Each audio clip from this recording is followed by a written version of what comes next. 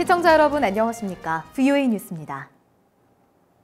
도널드 트럼프 대통령이 다음 달 말쯤 북한의 김정은 위원장과 2차 미북 정상회담을 열 것이라고 백악관이 밝혔습니다. 워싱턴 DC를 방문한 김영철 부위원장은 트럼프 대통령을 예방하고 앞서 폼페오 국무장관과 만났습니다. 함지아 기자의 보도입니다. 워싱턴 DC를 방문한 북한 김영철 노동당 부위원장이 낮 12시를 조금 넘겨 백악관을 찾아갔습니다. 지난해 5월에 이은 두 번째 방문입니다. 트럼프 대통령은 김 부위원장의 예방을 받고 90분가량 생산적인 만남을 가졌으며 북한의 비핵화 문제와 2차 미북 정상회담에 대해 이야기를 나눴다고 백악관은 밝혔습니다. 정상회담 시기는 2월 말쯤이라고 발표했습니다.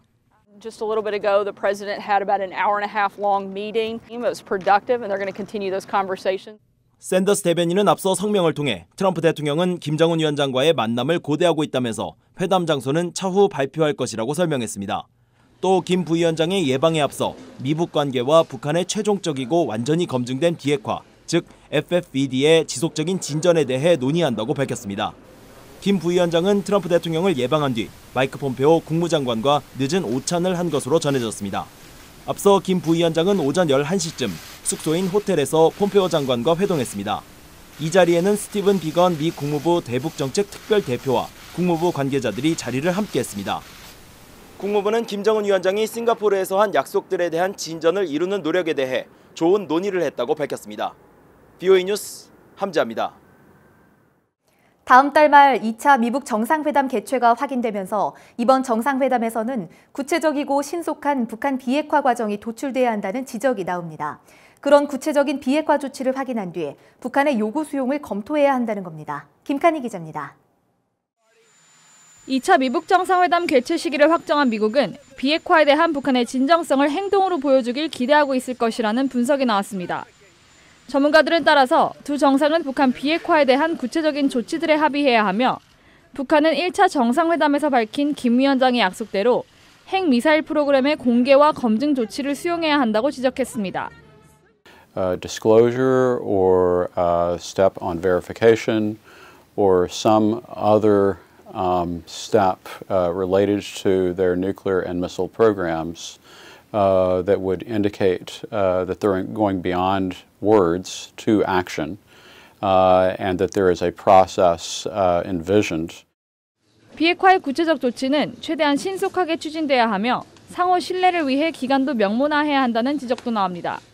Well, one hopes that in contrast to the first summit, what we see is a tangible and hopefully rapid process whereby the U.S. and DPRK respond to each other's needs and build a jointly owned concrete record of accomplishment as a way of overcoming mutual mistrust.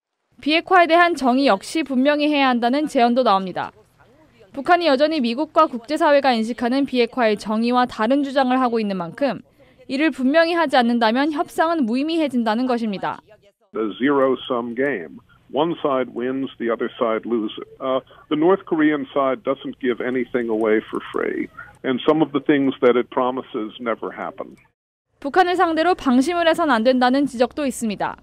북한은 여러 핵 미사일 시설 중 한 곳만 신고하고 완전한 비핵화가 아니라 제재 완화만 얻어가려 할 수 있다는 것입니다.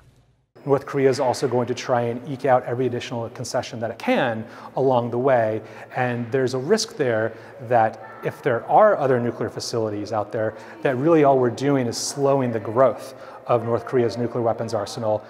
전문가들은 2차 미북 정상회담 개최가 확정된 만큼 트럼프 행정부는 구체적 비핵화를 실행할 수 있는 실무 회담에 집중해야 한다고 강조했습니다. VOA 뉴스 김칸입니다.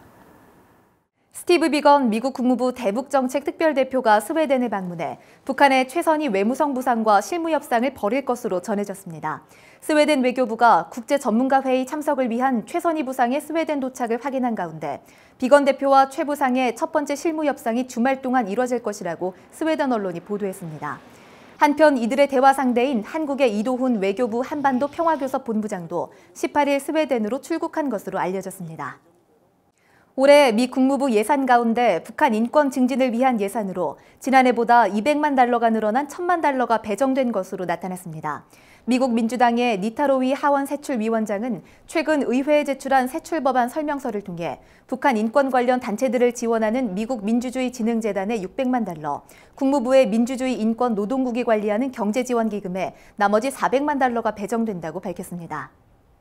북한에 억류됐다가 의식불명 상태로 송환된 뒤 숨진 미국인 대학생 오토 원비어를 기리기 위해 유엔 북한 대표부 건물 앞 뉴욕 맨하튼 거리를 오토 원비어 길로 명명하는 방안이 추진됩니다. 미 공화당 소속 조셉 보렐리 뉴욕시 의원은 18일 트위터를 통해 이런 내용의 조례안을 발의했다면서 독재자와 독재 정권에 의해 숨진 원비어를 기억하기 바란다고 전했습니다. 한편 워싱턴 DC 연방법원은 원비어 가족들에 대한 북한의 $5억 달러 배상 판결문을 북한에 보냈습니다. VOA 뉴스 마칩니다. 시청해주신 여러분 고맙습니다.